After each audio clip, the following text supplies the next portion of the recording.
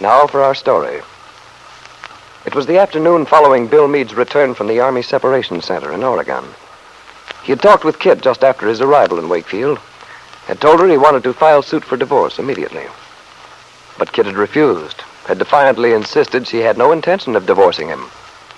And so Bill Meade had told his wife that he would get the divorce himself. Now, on the following day, Bill walks into the bank, goes up to the little swinging gate which separates David Bowman's domain from the cashier's booth. Bill Meade, come in. Hello, Mr. Bowman. Sit here, Bill. All right, thanks. Well, it's good to see you in civilian clothes. Come to think of it, this is the first time I've ever seen you out of uniform. Yeah, I guess it is at that. Well, how does it feel to be a civilian again? It feels wonderful. But to tell you the truth, I'm not quite used to it yet. I hardly know what to do with all my freedom. Yes, I know. Man gets kind of accustomed to that rigid routine. Yeah. I felt awful lost the first few mornings, about 6 a.m., not having to fall in for roll call. Well, you'll soon get into the groove again. Oh, sure, you bet I will. I'm not worried about that. Well, you told me to come and talk to you when I got out, Mr. Bowman. Here I am. Fine. I've been thinking about your proposition, and it sounds good to me. I'd like to jump right in and get started as soon as possible. Well, that sounds good to me, Bill. Well, let me see. I think I outlined the idea to you when I mentioned it before. Mm-hmm. You know more or less what the job entails. We need someone to handle farm and agricultural loans and investments. There's going to be a lot of expansion in the next few years, and naturally, we don't want to be asleep at the switch. With your background, you ought to be able to make a very good thing of it. Well, I'll sure do my best. I haven't all the details worked out yet.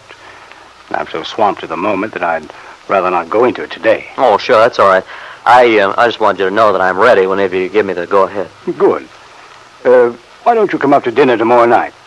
We'll have a good long session and get the thing rolling. Oh, thanks, Mr. Bowman. That'll be swell. Come about 6:30, I'll tell Sarah to whip up something special in the way of a meal for a retired soldier. Don't got any trouble. After months of living as a bachelor, I'm not used to anything very fancy. Oh, that's right. You're not a bachelor anymore. I heard the Kit was back. How does that affect your plans, Bill? Well, Mr. Bowman, I told you pretty much how I felt when I talked to you before. Yes, I remember. But I wondered if you might have changed your mind since then.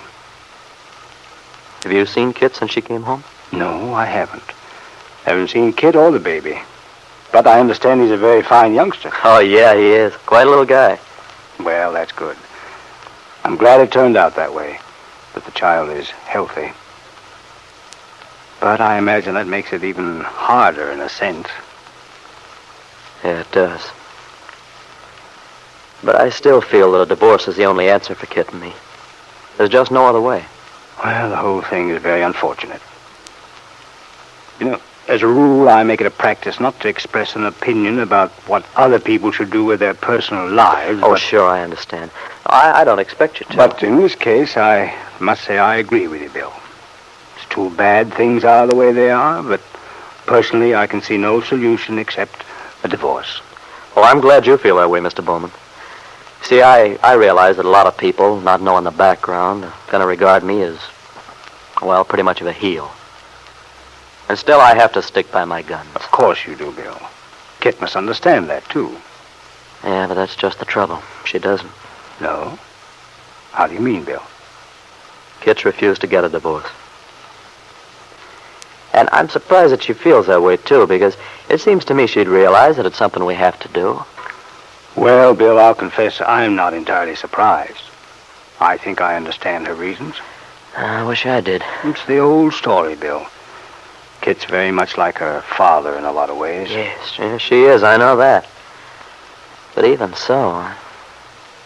Have you decided what to do, since Kit refuses to get a divorce?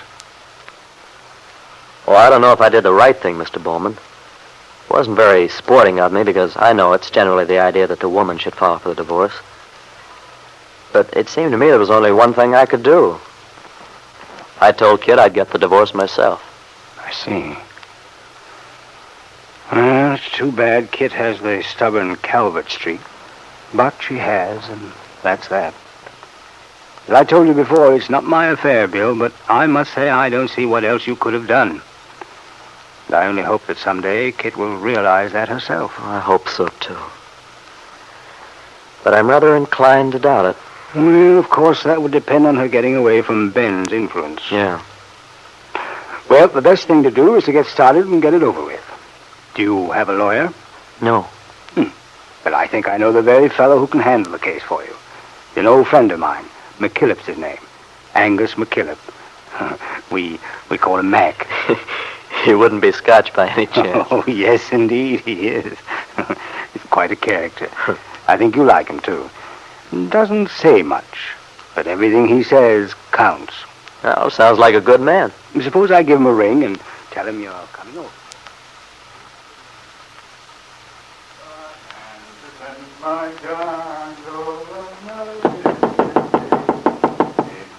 Come in, the door's open.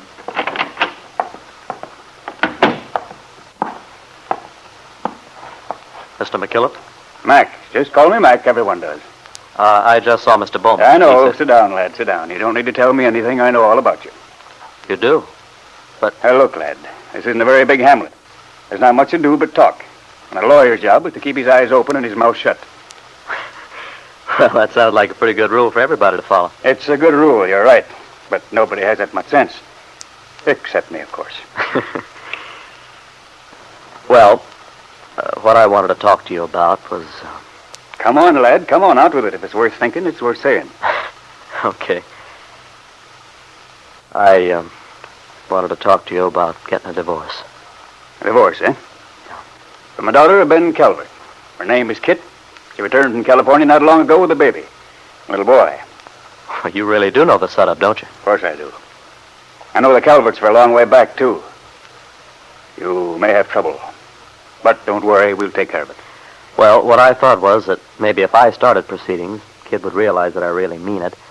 And yes? then... Stop hesitating, boy. Speak up. Well, then maybe she'd be willing to go ahead and get the divorce herself. It's more customary that way for the woman to get it, isn't it? Nothing a woman does is customary. As for divorces, there's no rule. The eager fish repent within the net. Young lovers wish. Married men regret. Now, let's get down to the meat of it. Have you thought about the grounds? Grounds? Yes, you can't just divorce a woman for no reason. You have to have a reason. You got any? Oh, yeah, sure. But, well, to tell you the truth, Mr. McKillop, I don't know much about these things. You see, I never got a divorce before. I should hope not. So you see, you'll have to explain the whole procedure to me. I hope it can be as clean-cut and friendly as possible. It can be clean-cut, my boy, but as to friendly, I don't know. That depends. Divorce is usually not a friendly occasion. Yeah, I'm aware of that. But, well, you know what I mean. I don't want to hurt anybody if it can be helped. We'll do our best. What about the boy? The baby? Do you want custody or does she?